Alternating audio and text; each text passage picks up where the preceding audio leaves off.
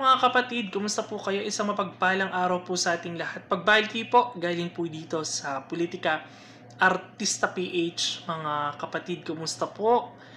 Ang bawat Pilipino saan man pong panig ng mundo, mga kapatid, talakayin po natin mga kapatid, no? Tumaas na po ang bilang ng mga kababayang nating mahihirap na Pilipino.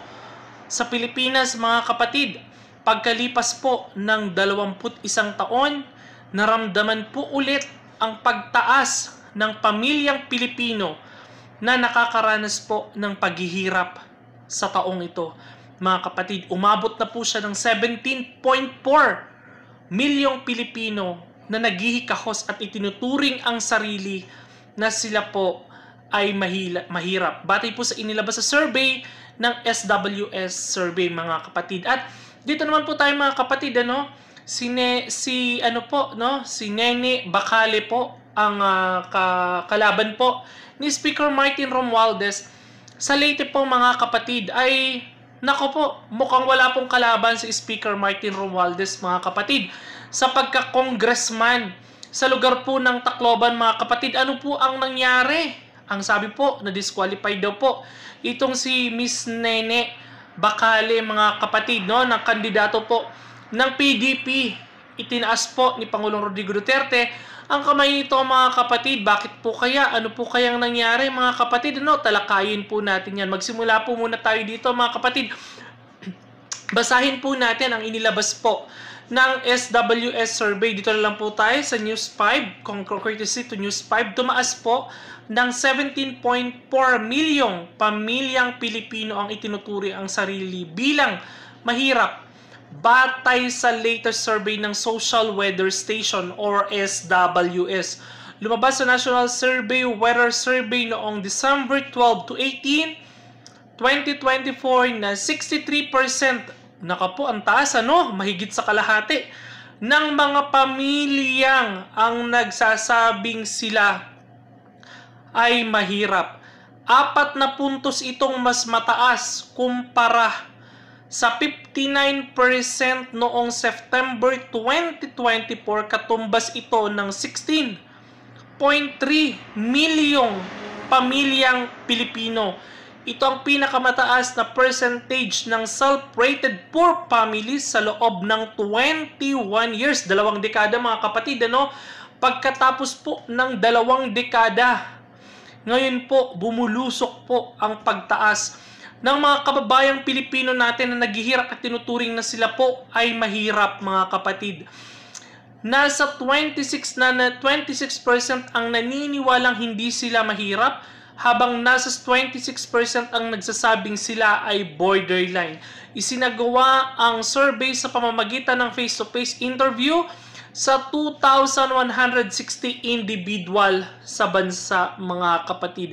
Ito po ang sinasabi natin, kung napagtutuunan po sana ng gobyerno ang mga kababayang nating mahihirap na hindi po nakakapaghanap buhay ng maayos, sa kadilanan nga po na yun nga, yung sa mga pag-a-apply po nga kasi na may mga palakasan po, mga kapatid, So, marami pong mga kababayan natin ang hindi po nakakapagtrabaho. Unang-una po. Pangalawa po, ang kanila pong balak na pagtrabahuan ay hindi po akma sa kanilang mga natapos, kaya po hindi nakakakuha ng sapat na pagtatrabaho. Pangalawa, ang pamimigay nga po, sinasabi po natin na ang pamimigay po ng ayuda ay hindi po nakakatulong. Bagkus nakakapagpahirap pa po ng sitwasyon at kalagayan ng ating bansa. Ang pamimigay po ng kaliwat kanang ayuda, ano po ang silbi ng ginawang pamimigay po sa buong Pilipinas ni Speaker Martin Romualdez? Hindi po tugon, Mr. Martin Romualdez. Mr. Win Gatchalian, ang pamamahagi nyo po ng DSWD po, Rex Gatchalian, ang pamamahagi nyo po at ang mga kongresista na namamahagi po ng kaliwat kanang ayuda sa buong Pilipinas, ano na po ang nangyari? Bakit marami pa pong mga Pilipino ang nagsasabi po na sila po ay mahirap? Mga kapatid, tumaas pa po ito at pumalo na po sa mahigit 14 milyong Pilipino. 14 million? 17.4 milyong Pilipino. Isipin mo yan. Ano po ang ibig sabihin nito, Mr. Speaker Martin Romualdez? Ibig sabihin po, wala pong kwenta ang ginawa nyo pong pamimigay ng ayuda sa buong Pilipinas. Hindi po nakatugon ang mahigit 3 taon nyong pag-ikot sa buong Pilipinas, ang pamimigay ng AIX, tupad, at ng iba't iba pong ayuda na ipinamamahagi nyo ay hindi po nakatugon. At nakapagpalala pa po ng sitwasyon. At nagdeklara ang maraming Pilipino, 60% ng pamilyang Pilipino, ang nagsasabing sila po ay mahirap. Ano po ang kwenta na ginawa ng pamumudmod ni Speaker Martin Romualdez sa iba't ibang panig ng Pilipinas na gamit po ang kaban ng bayan? Hindi po wala pong solusyon. Tumaas pa po ang bilang ng mga Pilipinong naghihikahos at nakakaranas ng kagutuman at kahirapan. Ito po sinasabi natin, kung tinutuunan at pinagtutuunan lang sana ng gobyernong Pilipinas, ng gobyerno ni Marcos Jr., ang kaliwat kanang problema at pagtaas ng bilihin sa Pilipinas, ay malamang sa malamang marami pong mga Pilipino ang makakaahon po sa kahirapan. Hindi po Baliktad po, kundi po ang pamumulitika, ang kaliwat kanang pamumulitika ang ginagawa ng kampo ng Marcos. Aminin nyo man po o hindi yan, talagang tumindi po talaga ang pag-atake nyo sa mga kalaban nyo sa politika.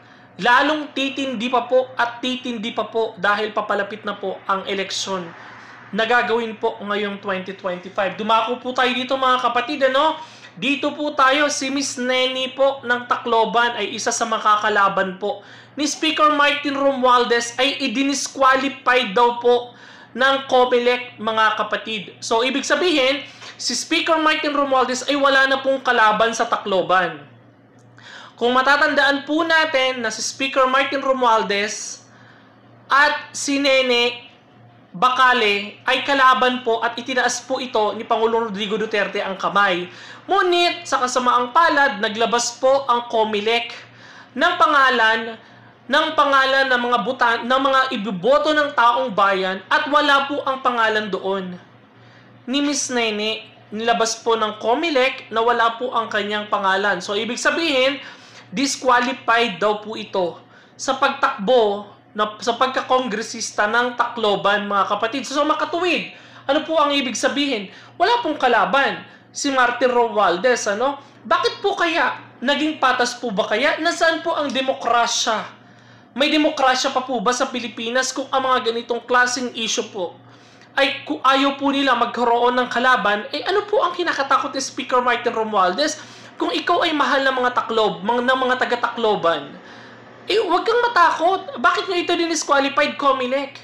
Ang COMELEC, ang bintana at demokrasya ng bawat Pilipino na gaganapin ngayong eleksyon sa mga darating na panahon.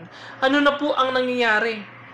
May sabwatan po bang nagaganap sa pamagitan po ni George Erwin Garcia at ni Speaker Martin Romualdez? Kung bakit po i-disqualified si Miss Neni po ng Tacloban? Mamamayagpag na naman si Speaker Martin Romualdez. Wala pong nakalagay sa balota. Patignan niyo po yan, Makita niyo po yan. Wala pong nakalagay.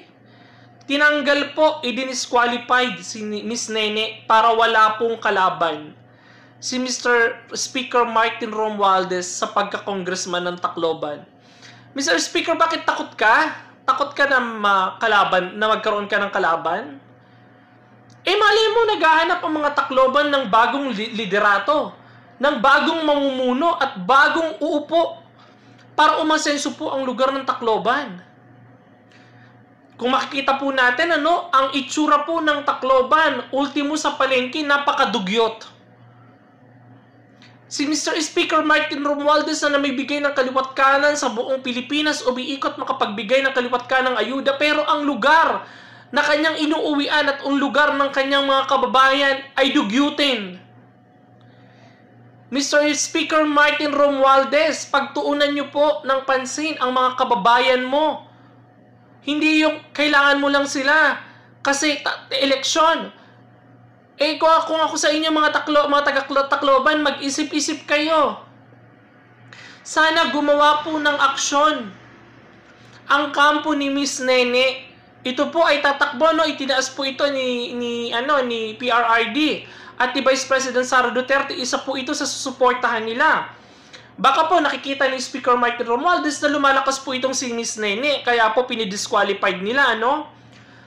Ito sinasabi natin dito, kapag magkakaroon po, ngayon pa lang po, hindi pa po nagsisimula ang halalan, hindi pa po nagsisimula ang campaign season, nagkakaroon na po ng problema pagdating sa COMELEC. What more pa sa mga darating na panahon? What more pa sa mga darating na at sa eleksyon? Ang tanong po dito ng maraming Pilipino, magkakaroon kaya ng maayos na eleksyon? Sa mga darating na panahon, magkakaroon kaya ng maayos na eleksyon kung sa ngayon pa lang po ay nakikita na po natin ang pagkabayas ng COMELEC. Ayusin nyo COMELEC nang hindi kayo mapahiya sa taong bayan. Ang dami pa pong nagiging problema at kaharaping problema po ng COMELEC pagdating sa mga darating na panahon. Marami pong question ang maraming Pilipino na hindi pa po nasasagot at bibigyang katugunan po ni Mr. George Erwin Garcia ng COMELEC. Huwag po kayong makipagsabwatan dito kay Speaker Martin Romualdez. Matatapos po ang kanyang termino, matatapos po ang kanyang pagkakongresista. Hindi po kayo matatapos at mawawala dyan sa COMELEC. Ayusin nyo po. Huwag po kayong magpadala sa mga intensyong hindi karapat-dapat intensyon para sa iilang politiko, Mr. George Erwin Garcia. Hindi po mananahimik ang maraming Pilipino at pababayaan ang mga ganitong klaseng problemang kaharapin sa mga darating na panahon. Kayo po mga kapatid, pabor po ba kayo sa ginawa ni COMELEC Erwin Garcia at ni Speaker Martin Romualdez? Ano po ang masasabi niyo sa kaliwat kanang pamimigay ng ayuda ni Speaker Martin Romualdez na hindi nakatulong sa maraming Pilipino bagkus ay nakapagpalala pa po ng kahirapan ng ating bansa, mga kapatid? I-komento mo po dyan sa ating YouTube channel at babasahin po natin yan. Maraming salamat po sa inyong pagsuporta, mga kapatid, at laging panonood.